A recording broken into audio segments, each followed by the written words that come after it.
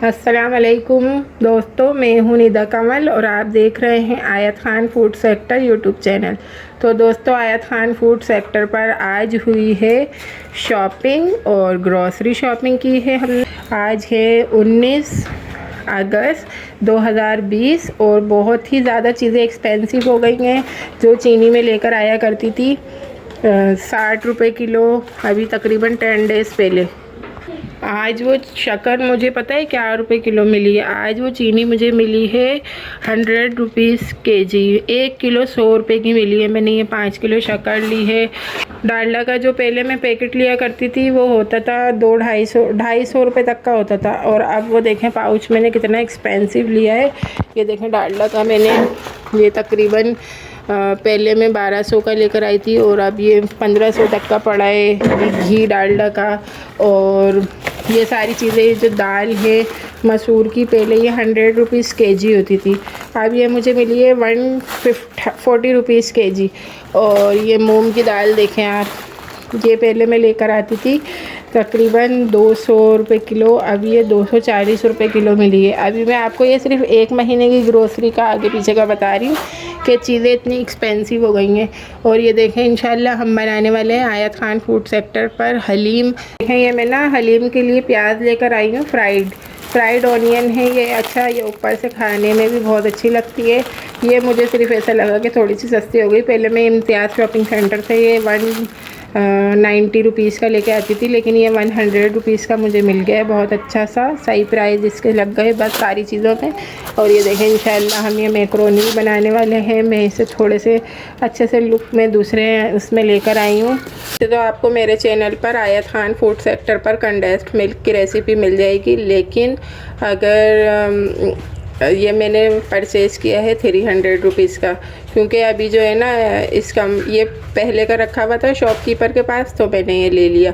और अगर से आप अभी से लेने जाएंगे ना 1 केजी का, ये तकरीबन 500 रुपीज़ का हो गया होगा, क्योंकि चीनी महंगी हो चुकी है।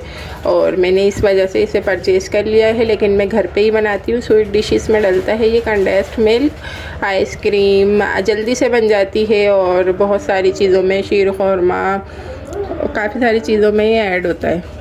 तो आप आयत खान फूड सेक्टर पर इसे सर्च करके बना लें कंडेंस्ड मिल्क घर में। और अगर आपको भी कोई शॉपकीपर पुराना रखा हुआ दे दे कम कीमत में, तो आप भी जल्द अज जल्द परचेज़ कर लें। और अभी मैं इसका हलीम का सामान आपको अलग करके दिखाती हूँ। और इससे पहले हम कर लेते हैं, ये देखें मैं पूरे ना 2-3 महीने का राशन ले आती हूँ। तो ये मैं ले आई हूँ तकरीबन अपने 4 महीने के लिए राइस। ये देखें 25 किलो राइस है ये, माशाल्लाह से हमारे घर खाए जाते हैं। ये बनास्पति का टोटा चावल होता है ना, वो लेकर आई हूँ मैं। ये पहले मैं 60 रुपये किलो लाती थी, अब ये मैं लेकर आई हूँ 90 रुपये किलो। बनास्पति का टोटा इतना एक्सपेंसिव हो गया, आप सोचें कितनी महंगाई होती जा रही है। अच्छा, इस 25 किलो चावल को मैं आपको सेव करके दिखाती हूँ कि हम किस तरह इसे सेव करते हैं 3 से 4 महीने के लिए।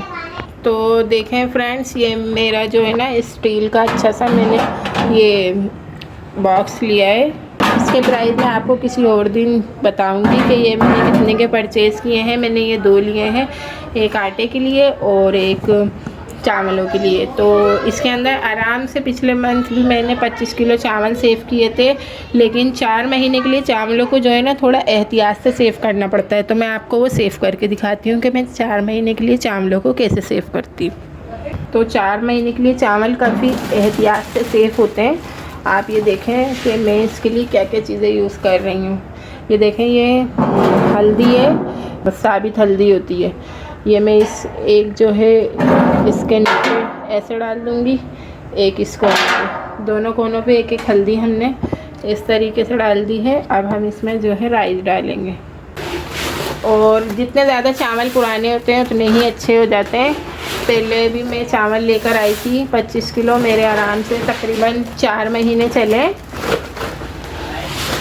ये देखें मैंने इसमें हाफ डाल दिए। अब इसके अंदर मैं ये हल्दी और डाल दूँगी। हल्दी जो साबित हल्दी होती है नॉर्मली, इससे ना चावलों के अंदर बिल्कुल भी कीड़े वगैरह नहीं पड़ेंगे।